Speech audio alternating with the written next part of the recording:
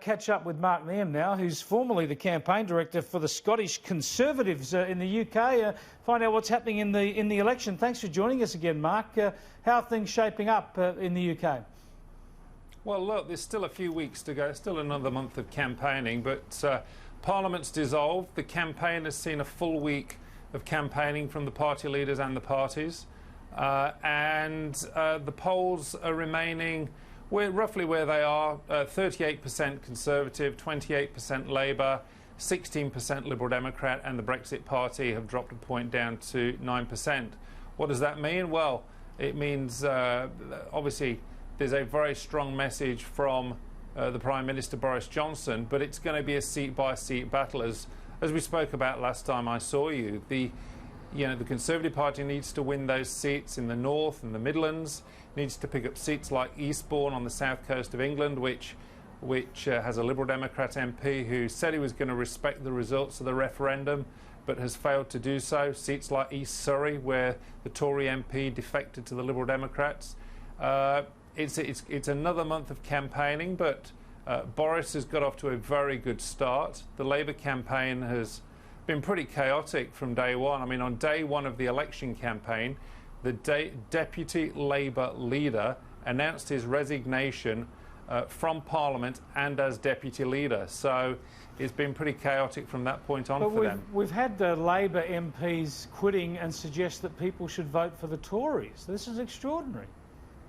It is extraordinary, and there's three of them so far who have not. There's more than three that have resigned, but there's three Labour MPs, one a former minister in a Labour government who has resigned from the Labour Party, have said Jeremy Corbyn is the biggest risk to this country and the worst Labour leader they have seen, and are now advocating a vote for Boris Johnson and the Conservatives. It is unprecedented times for the United Kingdom, and it shows you the depth of feeling that's out there in the community and amongst a number of MPs. I mean, you got to wonder where those people were, though, in previous months when the Parliament was in complete chaos trying to deal with Brexit.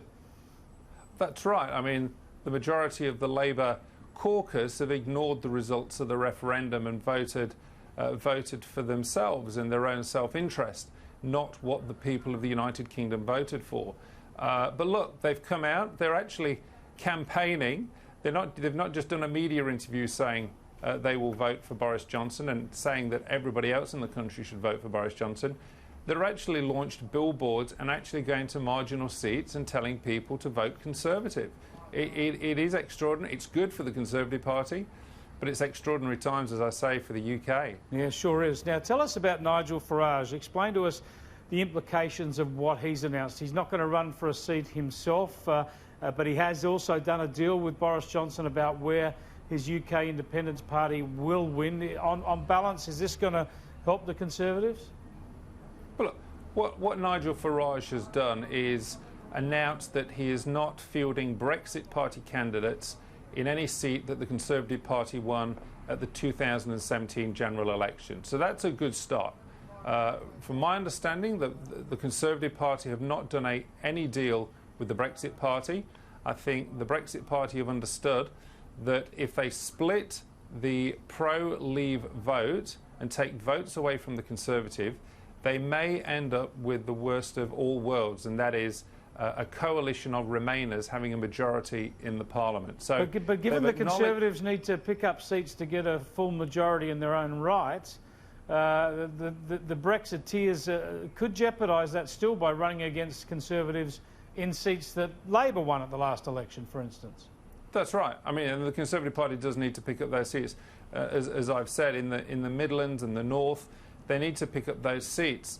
The Brexit Party has a strong vote in many of those seats, or not just the Brexit Party. There's a strong Leave for the Leave vote in the referendum in those seats. Yes, it would be great if the Brexit Party vacated the field altogether and got behind the Conservative Party's policy to leave the EU with a deal and unleash Britain's potential into the future and open itself up to global trade around the world, forging new relationships that can only benefit the United Kingdom. But look, I think we should watch this space. Nominations haven't yet closed for candidates, so there may be a few more withdrawals.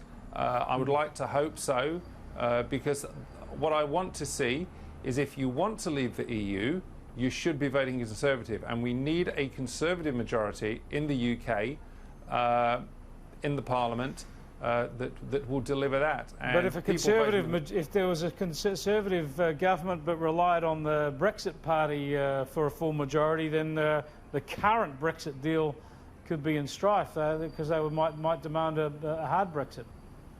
It could. I mean, I can't see any scenario right now in any seat in England or Wales where the Brexit party could win. I can't see a single seat where they can win. The only thing they can do is take votes away from the Conservative Party, and that's what we need to do. That's what we need to stop. We will keep an eye on that. Before I let you go, Mark, how many Australians are actually eligible to vote in the UK election, and what are the political parties in the UK doing to get out the vote in Australia? Well, look, yeah, I'm highly involved with the Conservative Party's Australian branch. The Conservatives Abroad branch here in Sydney. There are roughly, and we estimate, 1.2 million eligible British citizens, British citizens living here in Australia, who could be entitled to vote and vote in this election. That could make a sizeable difference in many marginal seats. So the Conservative Party's Australian branch have been very active over the past couple of weeks since the election was called, getting out there through social media, other channels and networks, trying to get as many of those 1.2 million British citizens in Australia, plus people who are here on holiday, to make sure they're registered to vote, and to vote when the election is called. They need to appoint a proxy. They can go to a website in the UK, click on it and sort out their registration. They can appoint a proxy to vote on their behalf, or they can arrange for ballot papers to be sent here to Australia. But it's critical that anybody in Australia who values the Australia-UK relationship, that wants Britain to be a global country, and to get out of the EU. Yeah, it's very good. Yeah, thanks, Mark, for joining us. Appreciate that. Amazing numbers. Thank you, Chris.